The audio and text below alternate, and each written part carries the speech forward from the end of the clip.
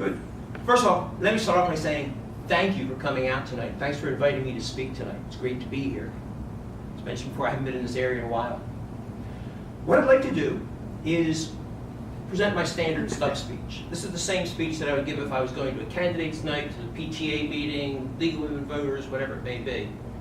And then after that, I'm going to talk about a few things about the campaign, about how it's going to unfurl some of the different milestones along the way. Hope they're not millstones. Sound good? Mm-hmm. Good. Start at the beginning. My name is Ken Krawchuk. I'm running for the Libertarian Party nomination for governor of Pennsylvania in 2014.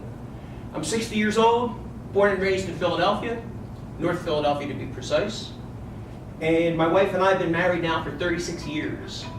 We have, hold my pulse. We have 3 daughters and 2 grandchildren.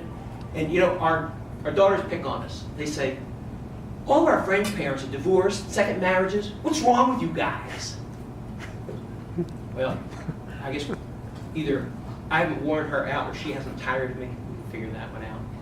But we do have 2 grandchildren, and tonight, for the first time, I'm allowed to say we have a 3rd grandchild on the way. Isn't that great? Our oldest daughter is going to announce this Friday, so you guys are getting a heads up. I got special papal permission to say it tonight. Just don't tell anybody until Friday. This is going to be a third grandkid coming along. Looking forward to that. Professionally speaking, I'm an information technology entrepreneur. I hold 3 United States patents related to database theory, so if there are any geeks in the audience afterwards, we may be able to sit down and compare some notes. I've been running my own consulting firm since the 80s, creative jobs, and I'm doing a lot of information technology work. How you doing? Have a seat. Thank you.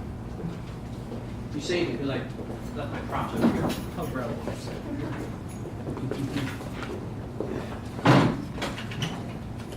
You're lucky I just started. Awesome. I'm also an author. My first book came out last year, Atlas Snubbed. It's a parody sequel to Ayn Rand's Atlas Shrugged. I'm calling it my platform novel because a lot of the ideas in here I'm running on as well, just presented as fiction. People always say, well, how would this approach of yours work in real life? Well, there's a long-winded explanation. So I'm a family man, businessman, an inventor, author. But most importantly, I'm a libertarian. I've been a libertarian since 1993. I ran for governor of Pennsylvania against Ed Rendell in 2002 and Tom Ridge in 1998. It's important to note that I'm a libertarian because we libertarians are different from the 2 old parties, because we are the party of principle. Every law we support, every law we oppose can all be traced back to one central idea. The idea that your life is yours, that your property is yours, that you have the God-given, inalienable right to live your life your way, without interference, provided only that you respect the rights and property of your neighbor. That's it. That's what it means to be a libertarian. Your life, your way. It's the golden rule on a political level.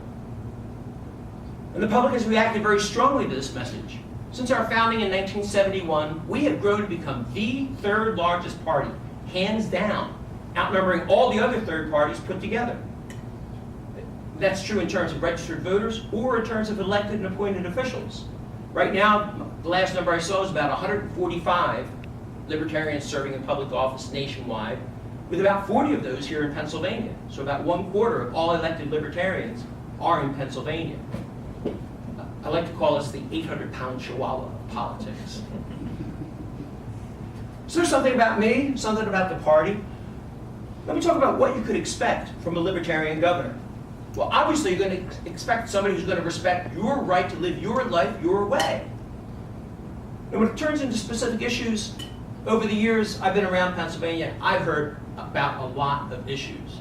We just heard from the waitress about one of them. But the top 3 that I hear about the most, let me just touch briefly on each one of those. First one, of course, is taxes. Who thinks taxes are too low? Nobody's listening. No, of course not. They're too high. Taxes are so high because spending is so high. Spending is so high because they're glad-handing your tax dollars on unconstitutional programs, pork barrel programs, and things that are better done by society rather than the state. In fact, they're spending so much of our money that the size of government in Pennsylvania has been growing at more than 3 times the rate of inflation for over 50 years. Back in 1964, where they took $100, today it's over $2,200. And if tracked with inflation, it should be about $600.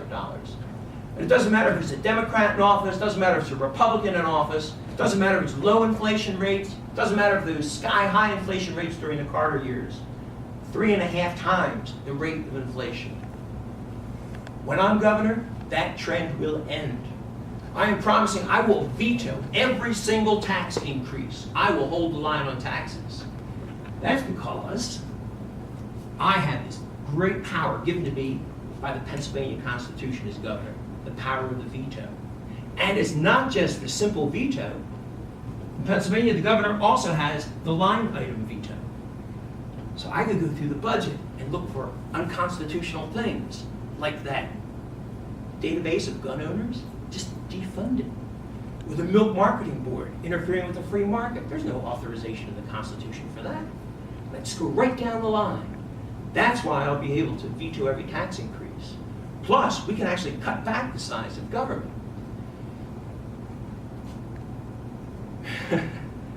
I'm getting ahead of myself. Because we can cut back on the size of government. What I'm planning to do, as I phase out each one of these projects, is over the course of 4 years, I will eliminate the Pennsylvania personal income tax. Make this a nicer place for us to work. So that's my plan for taxes. We're going to lower taxes because we're going to veto them all, line item veto them all. We'll be able to actually shrink the size of government. Second big issue I hear about is crime. I just had a big long interview with the Johnstown Tribune Democrat newspaper. It just got published yesterday. Nice big article about me. I don't even have the nomination yet. I'm already making the papers. But he actually brought up the same question of crime. And the way he phrased the question, it touched on both of my standard answers. Because there's an easy way we can attack crime. The Commonwealth Foundation in Harrisburg, a think tank, did a study, and they found out that 95% of all crimes are committed by only 5% of the criminals. Well, there's an easy fix. Again, using the power given to me as governor by the Constitution, I have power over parole. What I will do, my first day in office, is I will eliminate parole for violent criminals. I think it's insane to let these guys out of jail, especially after we finally get them in there through our convoluted criminal justice system. When I'm governor, they will serve every single day of their sentence. Now, a couple times when I've said that, somebody in the audience is like, Ken, what are you going to do? Are you going to grow the prisons? Prisons already take up 11% of the state budget. You're going to tax us more? How are you going to do this? No, I'm not going to tax. I'm not going to build more prisons because there are people in prison right now who don't belong there. And one of the biggest groups, pot smokers. The latest number I saw, excuse me, says 17% of our prisoners are there for drug-related offenses. Well, again, going to my job description, I also have the power of the pardon. And I'm promising on my first day in office, I will get the wheels turning to pardon every single non-violent drug offender. You're kicking back, smoking a joint, watching The Simpsons, or maybe blowing off a line, you've got to get out of jail free card from this governor. Now, of course, if you dealt drugs to kids, or if you robbed somebody, or defrauded somebody, you're going to stay in jail. But other than that, back to watching The Simpsons for you. So that's my approach to crime, which fit exactly what the Johnstown reporter wanted to hear, because they were having a lot of heroin-related crime there. And a lot of guys were, again, being arrested over and over and over. It's like, I've got the answer. It's my standard answer. So that's crime. And the third one, which the waitress was talking about, she should be in here for this, is education. Right now, do you know 95% of all kids in Pennsylvania go to the same school? The government schools. It's a virtual monopoly.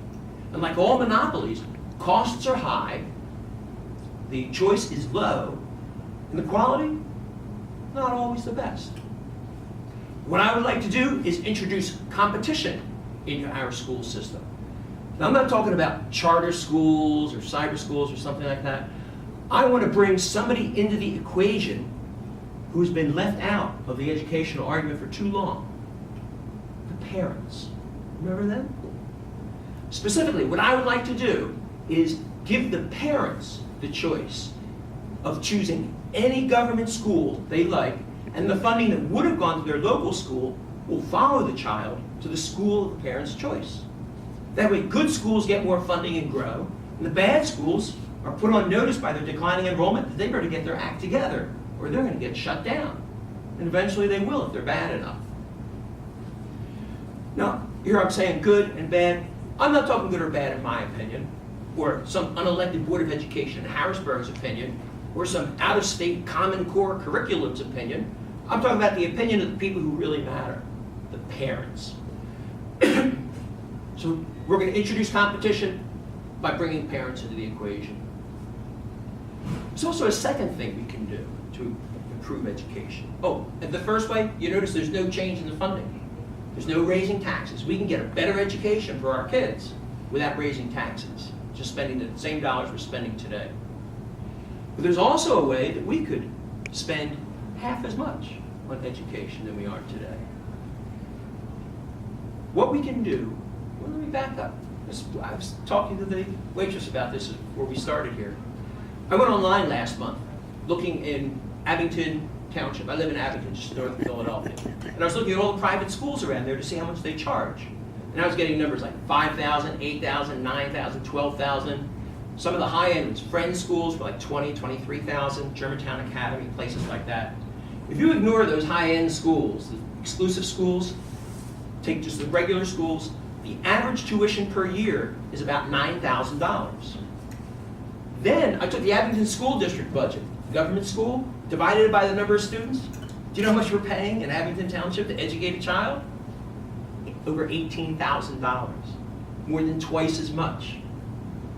What I would like to see is that the school boards, instead of building their own Taj Mahals, would place these students in the local private schools.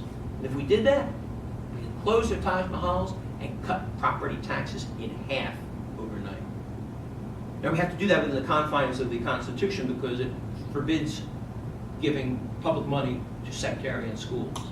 But there are enough non-sectarian schools that we could do this anyway.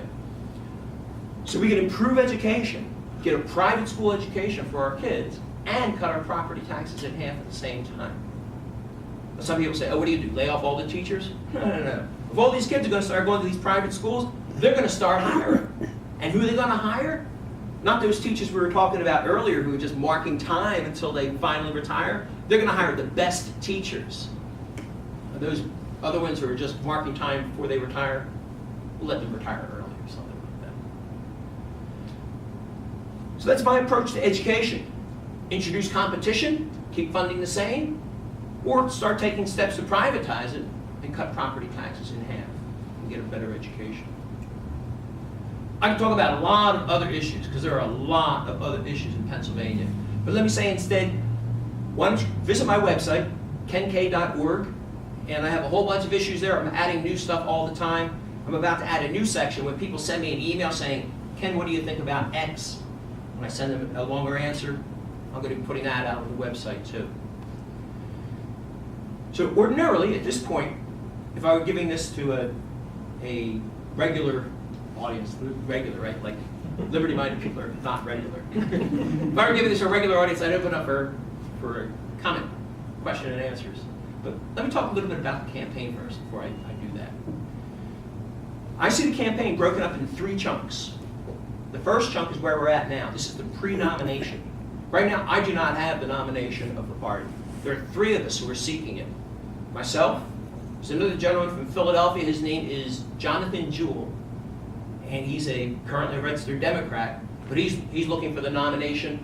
If you're interested in seeing what he has to say, if you go out to my website or out to my YouTube channel, you can find, I have a video out there of he and I at the Montgomery County Libertarian Forum from earlier this month. So it's out on my YouTube channel, and you can get there through my website, kenk.org.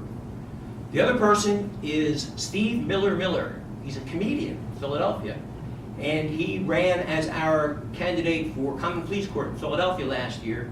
He didn't do too well because he didn't get into the race until late. It was a special election. It was the end of September when he got into the race, so he had essentially 6 weeks of campaigning. But he's also looking to run for governor. Those other two guys have done virtually no campaigning.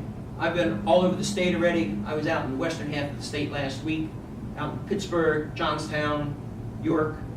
First weekend in February, I'll be up in Erie, Williamsport, and I'm hoping to come back into this area again. We'll see how that works out. That's the first part of the race, seeking the nomination. I'm out there actually actively seeking the nomination. I want to do this. The second part, well, let me back up. The first part will come to an end on February 22nd at our state convention, when we Libertarians choose our governor and lieutenant governor candidates. But we don't participate in the primaries because we don't think that the taxpayer should be forced to pay for our candidate selection process. We pay for it ourselves. So it'll be done on February 22nd. It'll be just outside of Bethlehem, not too far. You guys could be there in an hour. So if you're interested in coming down, come on down. You can check out the website, lppa.org. I should actually have a link to that on my website. I do not. Make a note to myself, make sure to do that. So that will end the first part, and we're going to find out who the candidate's going to be. Then comes the second part. This is the tough part. This is the part where we have to collect signatures to get on the ballot. That part starts on March 12th, first day we can collect signatures, and runs until August 1st, which is the last day we can collect signatures. Now, Tom Corbett, if he wants to get on the ballot, he has to collect 2,000 signatures. Whoever the Democrat is, they have to collect 2,000 signatures. Do you know how many signatures we Libertarians or any third party or independent has to collect? This year, the number is historically low. When I ran in 2002, the number was 21,028, more than 10 times as many, even though the Pennsylvania Constitution says all elections shall be equal. This year, we're lucky. Yeah, lucky. It's only 16,639. I've never seen it as low as 16,000. But still, it's going to be a difficult thing to do. However, we have a trick that we can use. We've done this before. When I first ran for state representative in 1994, my first race, I got a half dozen of my buddies together, and I put them at the busiest polling places in my district on primary day. And as people walk out, you say, "Excuse me, would you like to support democracy in your neighborhood? Sign a petition to get the Libertarian Party candidates on the ballot." In my experience, about a quarter to a third of the people will sign. That day, there weren't even 10 of us out there for the day, I guess 6 or 7. We came away with over 1,000 signatures in one day for one state rep candidate. So what I'd like to do is focus all of our energies on May 20th, primary day, looking for volunteers, looking for help. Tell your boss you're not going to be coming into work on May 20th because you could be at the polls getting the signatures. One of the best ways to expedite that is if we did have a state rep candidate who was looking to get on the ballot. Because our petitions, we can stack candidates. The same petition that says governor, lieutenant governor can also say Congress, state representative, state senator, and one signature will count for all of them. So what I'm looking for, one of the reasons that I'm here is to find out who might be interested in running for state representative. My goal is to get more than half of the seats. There are 203 state rep seats. I'm looking to get half of them, 102. Set a record. It's never been done in Pennsylvania where a third party has gotten half the seats. We did it nationally, we the Libertarians in 2000. We had more than half of the seats in Congress, representatives in Congress. We had candidates for that, and I was proud to say I was one of those candidates. But I'd like to do the same thing in Pennsylvania. So I'm looking for people who would be willing to become a candidate. Okay, let me leave it at that for the moment. Middle campaign, getting signatures. We're aiming for primary day, May 20th, and we're looking for candidates who are looking to run for office, collect those signatures. Because when you have a candidate running for office, it fires people up. They'll come to a meeting to see a candidate where ordinarily they might say, I don't know if I'll come or not.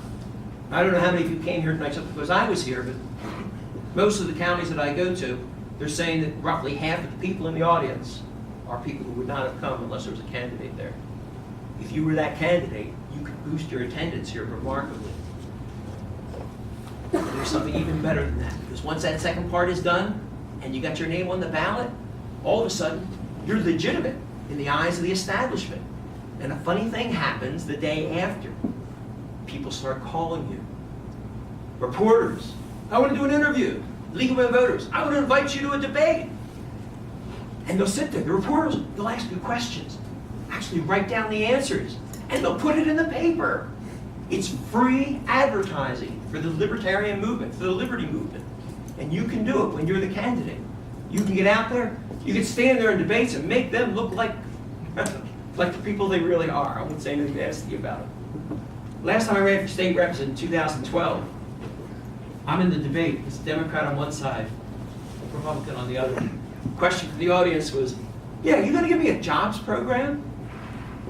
Of course, the Democrat says, yeah, I'll get you a jobs program. Republican says, yeah, I'll do a jobs program. And I said, excuse me, my job description here, it doesn't authorize jobs programs. Said the Democrat, can you point to me where in there it says you can do this?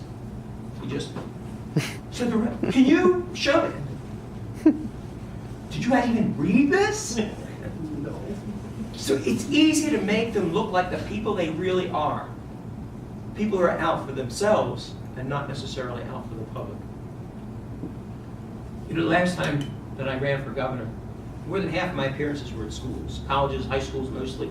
I made it as low as the 3rd grade. That was an interesting one. But I always say the same thing. I say, how many of you have read this? And there could be an assembly of 1,000 students out there, and all you can hear is crickets. Something's wrong with this microphone. How many of you have read this? The government owns our schools lock, stock, and barrel. They can say who can teach, who can't teach, where they can teach, where they shouldn't teach, what the curriculum is and what it isn't. How come they leave out the most important document, the framework of Pennsylvania's government? But I digress. So that's the fun part.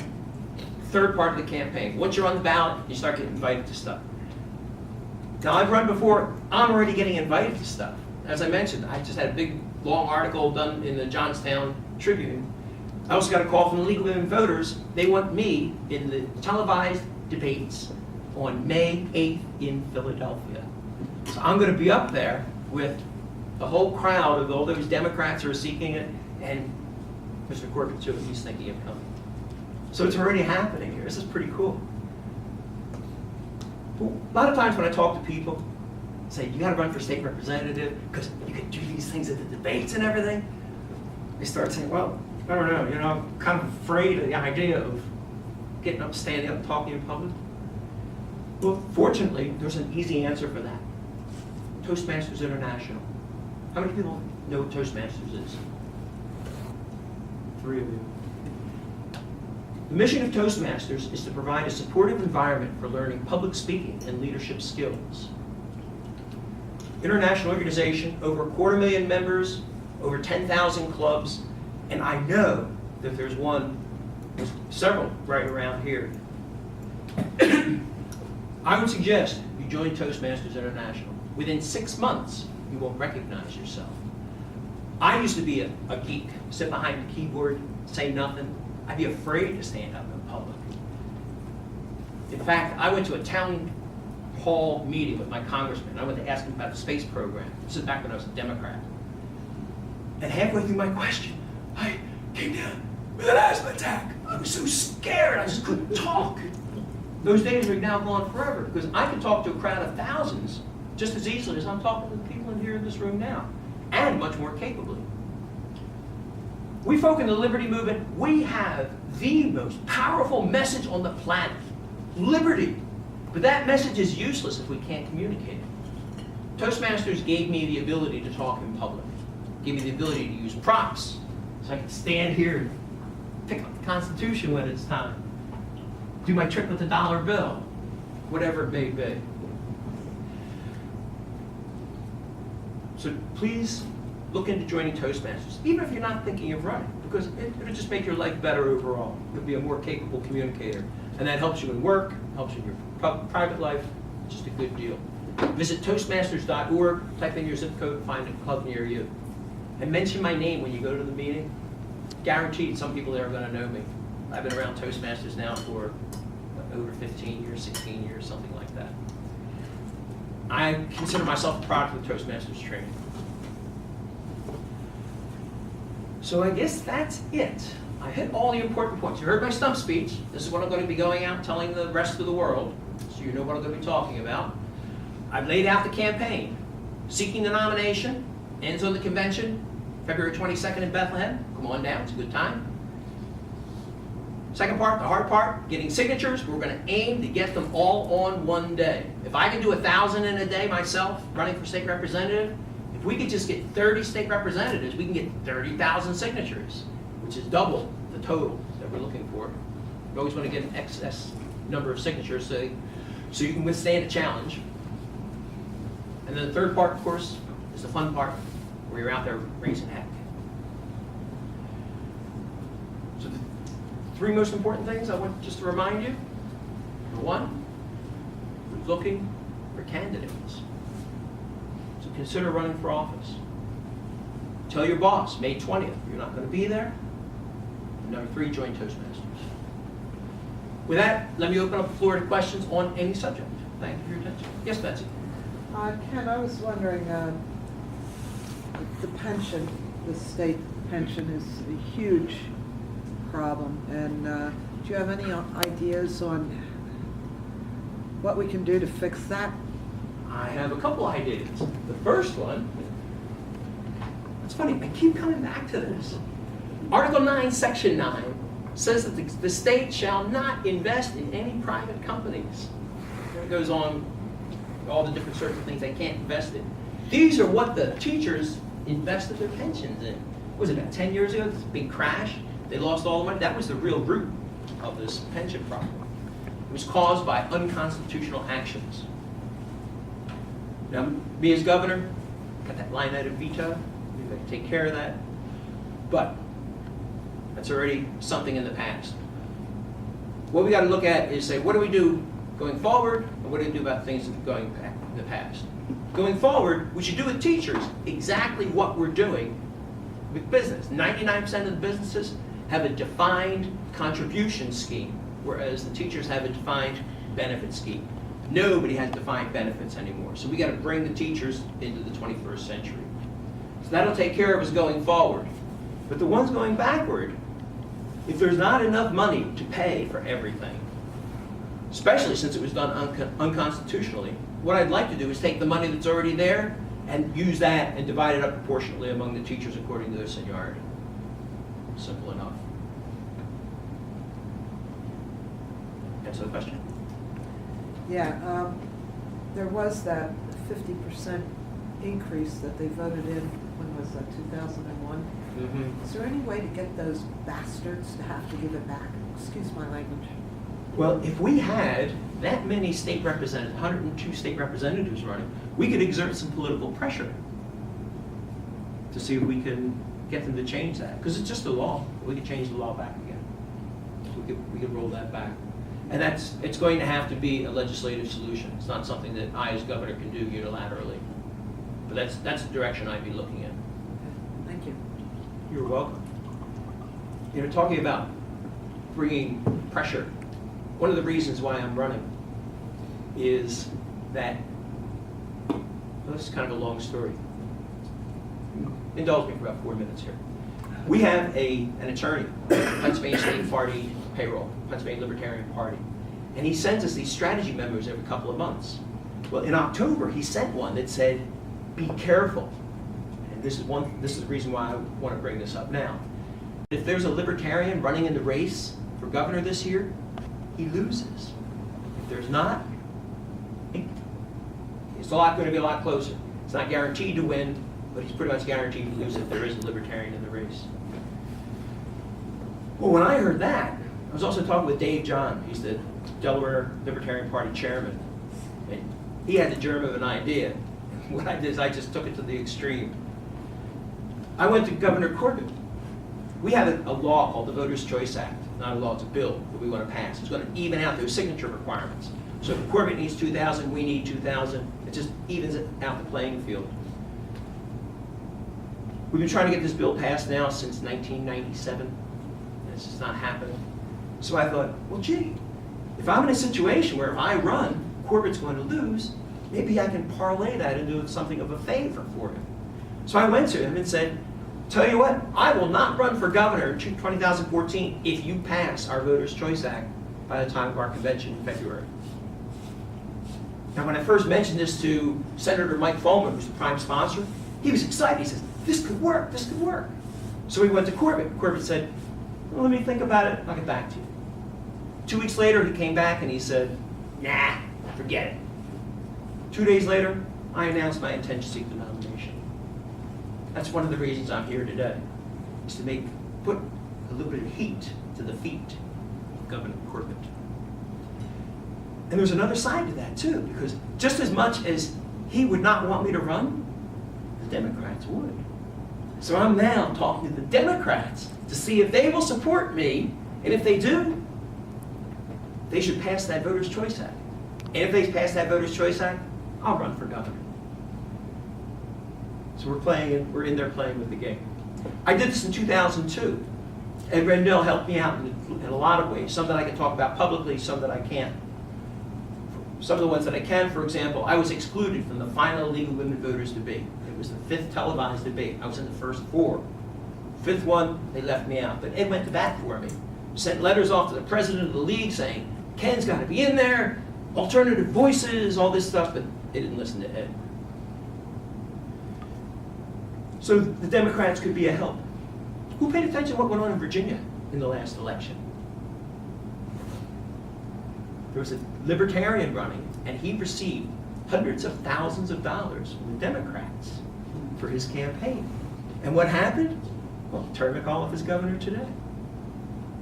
Same thing has happened here in Pennsylvania in 2002, and we're looking at having it happen here again in 2014. I think that was a little more than 4 minutes. I was close to 5. My apologies. Okay. Any other questions? Who's got questions? I agree with pretty much everything you said. Well, thank you very much. So you're going to run for state rep? Well, maybe. Okay. Because there are only a couple of offices open this year. There's no town councils, there's no school boards or anything like that, no county seats. It's just governor, lieutenant governor, no other statewide races, Congress, state rep, state senator. That's it, just those 5. So that's what we're looking for. Somebody who is principled, like we Libertarians are principled. Somebody who loves liberty and would like to see Pennsylvania drift more in the direction of liberty. Because even if you don't get elected, you can shift the debate. Last time I ran for governor, war on drugs wasn't even on their radar until I got there. So many other issues, one after the other. And late in the campaign, I guess it was in October, I was at the Pennsylvania Cable Network studios. I was going to do an hour-long Q&A program. And Ed Rendell was there before me. And we're watching on the in-studio monitor where Ed's talking, he's answering questions. Ed Rendell was quoting Thomas Jefferson. He said, the government that governs least governs best. My wife whacks me on this. Did you hear what he just said? Did you hear that? Oh. So if you get in there, you can shift the agenda. You can talk about things that nobody else is talking about. Look what Ron Paul did on the national scene.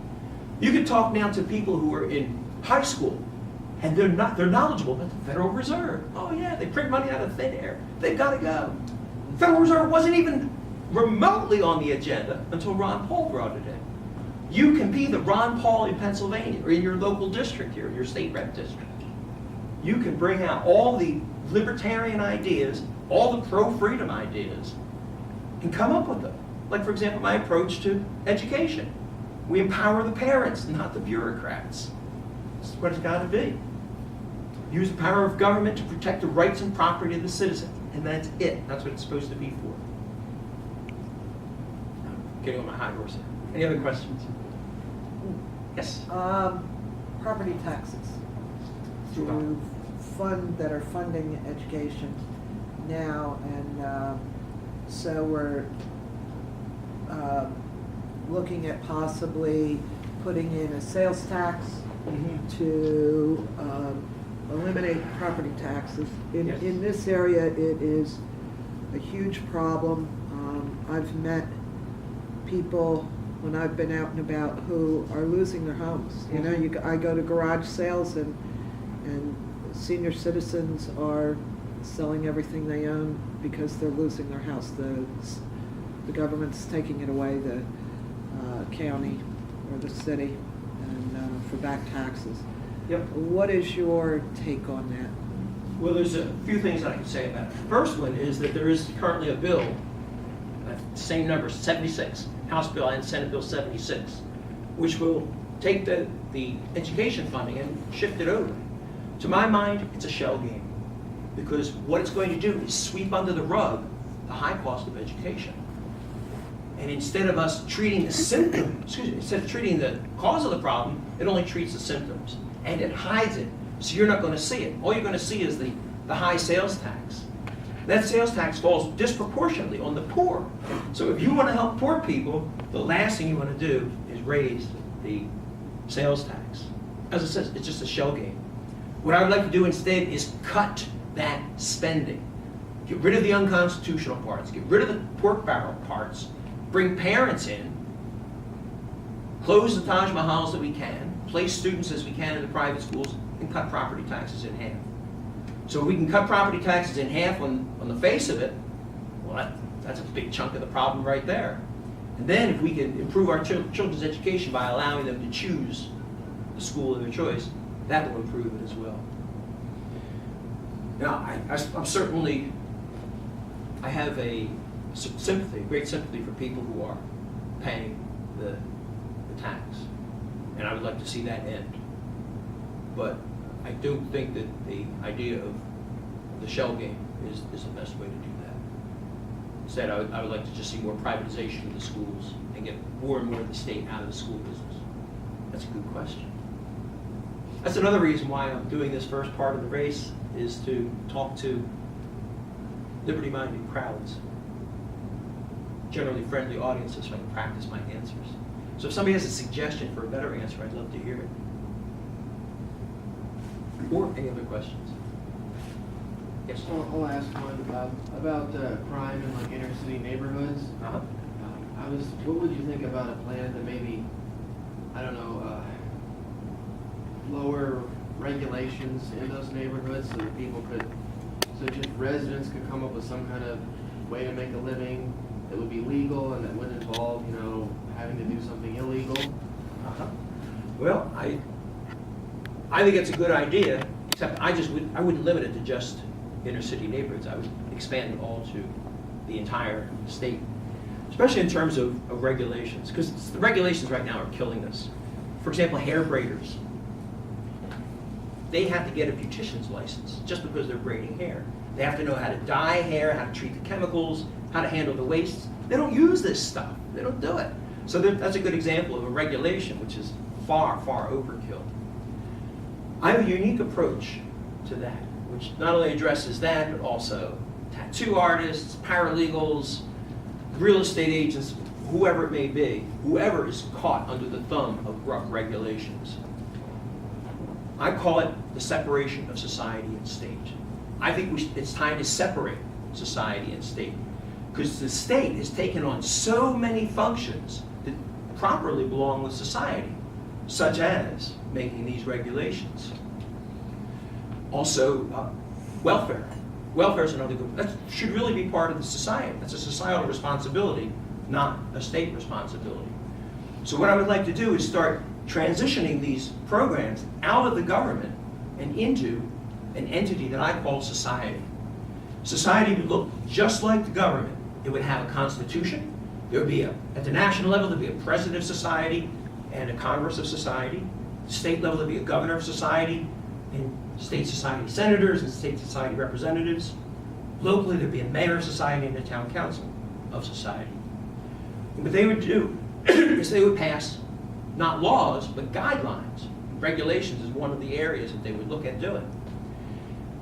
I call them guidelines because they wouldn't have the force of law, because that's the key difference between the state and society. Society does not have the coercive power of taxation. So they could pass a Social Security Act, but they couldn't garnish your wages to pay for it. They could open up their own schools, but they couldn't levy a property tax to pay for it. They could pass regulations about hair braiders or the cleanliness of food in a restaurant or building codes or whatever, but again, since they don't have the coercive powers, they can't enforce it. Instead, people who wanted to do that could do it and then advertise, say, hey, I meet all of society's regulations. So you can be guaranteed that the place is going to be clean, you can guarantee that my hair braiding is going to be done right. They were even regulating horse masseuses, which is really crazy. But your horse is getting massaged properly and everything. Or if you didn't do that, let's say you say, oh, sorry, you got this thing saying I can't smoke in my own bar. Well, I'm sorry, I don't agree with that regulation. I'm allowing smoking in my bar. I just can't advertise the fact that I would be meeting all society's requirements. They'd be voluntary, because society has no coercive powers. So that's what I'd like to see done with regulations and with helping the poor. Move those things out of government and into society where they belong. So people who really care about the poor, the unfortunate, or really care about making sure that every nail is properly laid, they could run for society's Congress. They could run for the head of society. I could see Sally Struthers wanting to be president of society on the national level. Jerry Lewis would be her attorney general, I don't know. But you get the idea. Americans are very giving. They'd be willing to donate to these things. And if there's not enough money to pay for all of the various societies, various charity programs, whether it's Social Security, PACE program for drugs for seniors, food stamps, if there's not enough money, they could do one of two things. They could either hold a telethon and raise more money, or prioritize their spending and tighten their belt. That's how I plan to eliminate Pennsylvania's personal income tax, is by starting to move all these functions out of the state and into society where they belong. So I do that with all of the welfare spending, and I do that with all of the regulations. Even things like a driver's license. That's a real good example. Right now, I'm sure that most all of us are good drivers. We kind of obey the speed limit, we kind of stop at stop signs, we don't crash into people all the time. But the state saddles us with a driver's license, car registration, car inspection. They assume you're guilty first. That's where they start. Oh, you're guilty, you have to prove to us that you're not a criminal. I thought we were innocent until proven guilty. What I would like to do, again, using society as the host for this, I would like to see, instead of a driver's license, a can't drive license. So if you were being an idiot, speeding up in front of the school with kids there, a court could sentence you to give you a can't drive license. And that way, you can't drive. And if we caught you driving, we'll throw you in jail for a couple of days. We catch you a second time, it'll be a couple of weeks. And we keep upping the penalty. And I do that not only with driver's license, but with all those little scraps of paper that government likes. Like, for example, a carry permit. Why should we have to prove? Right here, Article 1, Section 21. The right of the citizens to bear arms in defense of themselves and the state shall not be questioned. I have no question what that means, but they do. So what I would like to see instead, if you're being an idiot with your firearm, shooting it off within city limits, not careful how you're handling it, whatever it may be, I'm going to give you a can't carry permit. And that way if we catch you with a gun, off to the pokey with you. Work for a whole range of things. Same thing with fracking. Fracking, I'm in favor of fracking. It's a great idea. It's a good boon for Pennsylvania, great for America's energy independence. Last number I saw, we're good for 50 years at least, based upon what we have just here in Pennsylvania. So it's a great thing. But some of the frackers, you gotta be careful because they can pollute if they're not careful. Fracking in itself is inherently safe because it's done several miles underground, mile, 2 miles underground, and the water table is in the top a couple hundred feet.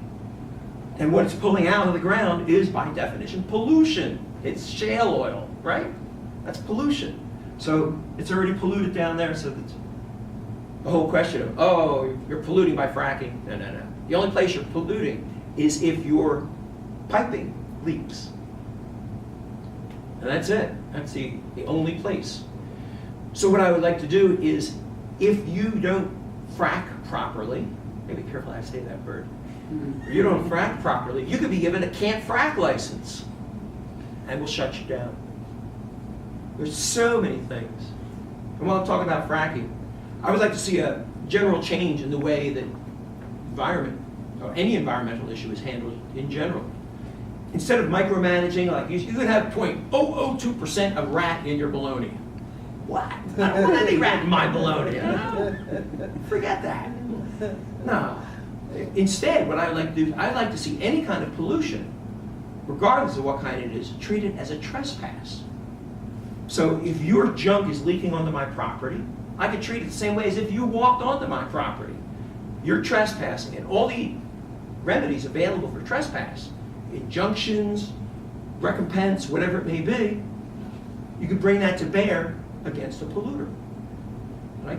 That's one of the basic changes that I would like to see. That way, we can stop pollution. You can stop it yourself, and we don't, comes back to your question, we don't have to over-regulate all these businesses, especially the honest ones. And those that are criminal operations, they get the can't frack license, or they can't whatever it is, not just fracking, any kind of assault on the environment. In the 2002 race, I was greener than the green guy. It was pretty funny. I was in favor of energy choice, and he was against it. I said, oh, come on, man. With energy choice, I can choose not to use a nuclear power plant. How can you be against that? He was funny. Who remembers the green guy from 2002? Betsy, you got to remember. Yeah, he was funny. I never mentioned him by name. I always called him the green guy. He got mad at me once in one of the debates. We were in DeSales University in Allentown. He says, the green guy, I have a name, you know. I never used it. Anyway, I digress. It's a lot of fun. Any other questions? How do you feel about healthcare, Obamacare, and all that? I have a licensed insurance agent in Pennsylvania. Okay. I'm an information technology guy, so I use it in the IT industry. I do business analysis, business architecture, things like that. I work with pharmaceutical companies, big companies like that. And I can tell you, looking at it from the point of view of the inside, it's a nightmare, a nightmare. Take just what he did right at Christmas. He says, oh, you know what? We're going to change the rules. Now we're going to say anybody who is, if you didn't sign up for it, we'll give you more time. The actuaries pull their hair out when that happens because they're looking 20, 50, 100 years in the future. They've got a big balance of things, and anytime you change any one of the basic things, it just upsets all their calculations. He's going to drive insurance companies out of business. In some cases, some of the weaker ones he's pushing them over the edge. It's just bad. One of the reasons it's bad, and again, speaking as somebody with an agent license, is because it's become calcified. Right now, there are so many regulations surrounding insurance that it's impossible to change. It's a law saying what it is. You want to change the law, now you got to go convince 203 state representatives, or half of them, half of the 50 state senators, and convince the governor. It's not going to change. And right now, Pennsylvania controls insurance companies as tightly as they control education. Lock, stock, and barrel. They can say what policies can be issued, what can't be issued, what has to be in there, what can't be in there, who can get it, who can't get it, who can sell it, who can't sell it. That's how I got my insurance license originally. I was, as a Toastmaster, I'm also a professional public speaker. And somebody wanted me to speak on long-term care. I can't do it. Pennsylvania says I'm not allowed to get up there and talk about it unless I get that license. So I went out and got the license just so I could get the public speaking So job. more specifically, how about, how do you think it's going to affect doctors and stuff like that? Well, doctors are already owned lock, stock, and barrel by the government too. And it's going to cut into their profits, that's for sure. It's also going to cut into their freedom. And it's just getting worse and worse. There's a lot of doctors who just aren't going in there. There's going to be a doctor shortage. We're already in the early stages of that. It's definitely a doctor shortage, because that's how nurse practitioners came into being. There's a big gap in there. Now there's a whole rainbow of different kinds of nurses. And we're going to see more of that, because they're going to keep fixing the law. Let's add another little fix here. The problem is it doesn't need fixes, it needs to be eliminated. And that way we can turn this over to society, where society can say, here's what we think a doctor should be. And a doctor can say, I've met all of society's requirements, or I haven't. I'm an acupuncturist. There's nothing in the government thing that says anything about acupuncture. I'm a witch doctor, or whatever it may be. It should be up to the individuals who decide how they want to be treated for their health. Maybe they want to get on their knees and pray. Maybe they want to try some new drug that hasn't been approved by the FDA yet. It should be the individuals who decide that, not the government. So splitting society and state will help that. Just so much more I could say about that. Just the fact that it's so tightly controlled by the government. It'll never change. It's the same with education. It's just gonna get worse, right? Yeah. A buddy of mine worked for Social Security, and he started out as a frontline guy, just a caseworker. Somebody come in, yeah, can I help you and everything. But then he did good at it for a while, and he got promoted to the next level. So what he did is he started watching over other people, just reviewing their cases to make sure they're okay. Well, Congress put in another fix. Oh, there's waste and fraud. They put in a third level. He's up there at the third level. They got 6 levels of people who look at these things. And I wonder why government costs so much. Bad idea. We should get government out of the charity business, out of the education business, out of all these different businesses. Generally speaking, if it ain't in there, they should be doing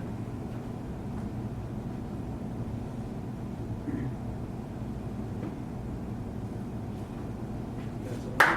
That's it.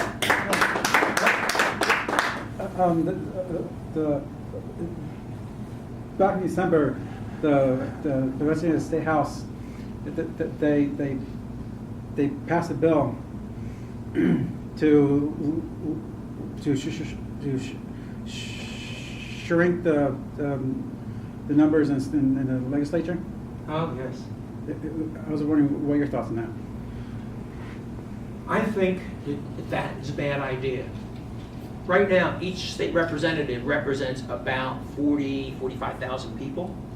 If we cut the size of the legislature, let's just say roughly in half, now all of a sudden they represent 100,000 people.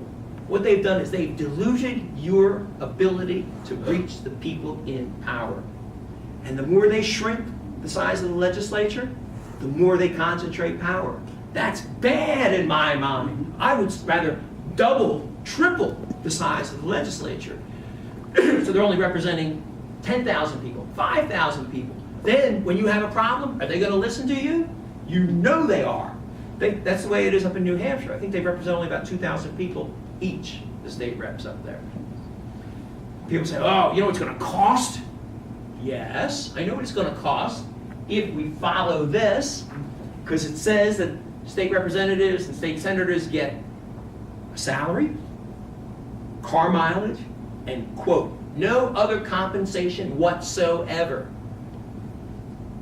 So that means what? No retirement package, no paying for their offices. They spend millions on, they get a district office, and they get an office in Harrisburg. They get all these different perks. It's ridiculous.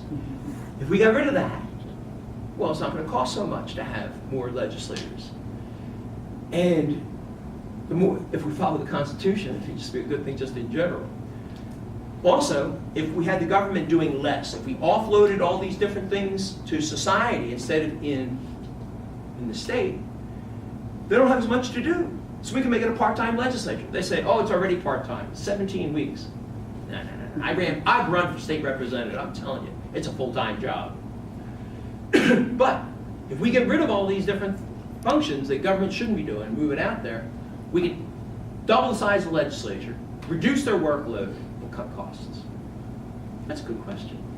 You should consider running for public office too.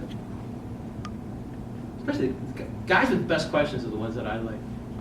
The waitress, you should get her to run. She's got that fire in the belly. I like that. Any other questions?